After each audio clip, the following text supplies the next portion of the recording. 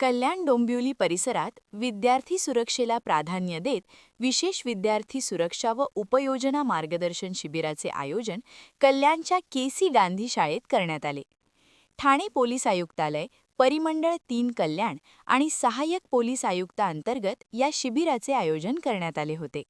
या शिबिरात डीसीपी अतुल झेंडे, एसीपी कल्याणजी घेटे, पोलीस अधिकारी, कल्याण डोंबिवली महानगरपालिकेचे उपायुक्त प्रसाद बोरकर, शहरातील विविध शाळांचे प्रतिनिधी, स्कूल बस मालक व चालक, आरटीओ अधिकारी तसेच वाहतूक पोलीस, पालक उपस्थित होते.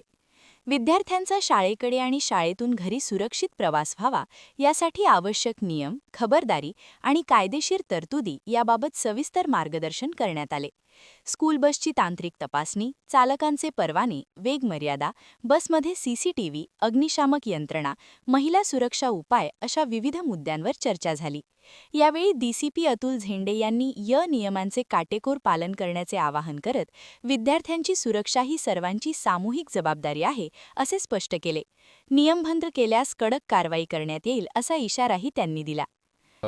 आज या ठिकाणी आपण विद्यार्थी सुरक्षा व उपाययोजना या संदर्भाने आज हे शिबिर आयोजित केलं होतं.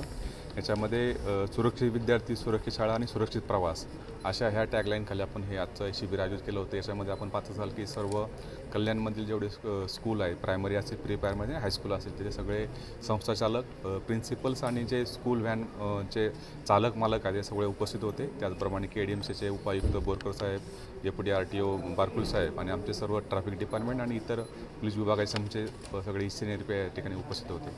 आमचा याचा एकच हे आहे की जे काही अवेअरनेस आहे त्या बचावा बाबतीमध्ये आपण विद्यार्थ्यांची सुरक्षेचा, प्रवासादरम्यान असली सुरक्षितता आणि स्कूलमध्ये गेल्यानंतर सुरक्षितता हे त्यांच्यापर्यंत करण्याकरता काय काय उपाययोजना करू शकतो, त्यांच्या काय अडचणी आहेत, त्या अडचणी पण त्यांनी या ठिकाणी मांडल्या आणि त्या अडचणीला आपण करण्याकरता आपण काय आपल्याला बदल करणं गरजेचं आहे या ठिकाणी सुद्धा त्याची चर्चा झाली.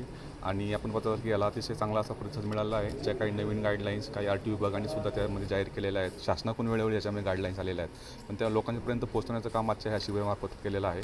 काही RTO विभागाकडून काही चांगले व्हिडिओज पण आपण त्या ठिकाणी तयार केले, ते सुद्धा आपण विद्यार्थ्यापर्यंत आणि त्या संस्थेपर्यंत आणि पालकांपर्यंत आपण ते पोहोचवणार, जेणेकरून याचा इम्पॅक्ट जो आहे तो सगळीकडे होईल आणि जी आपल्याला सुरक्षितता आहे विद्यार्थ्यांची याच्यामध्ये स्कूल व्हॅनमध्ये असेल किंवा स्कूलमध्ये असेल तर होण्याकरता याची मदत होईल. राहुल कांबळे, जनशक्ती कल्याण.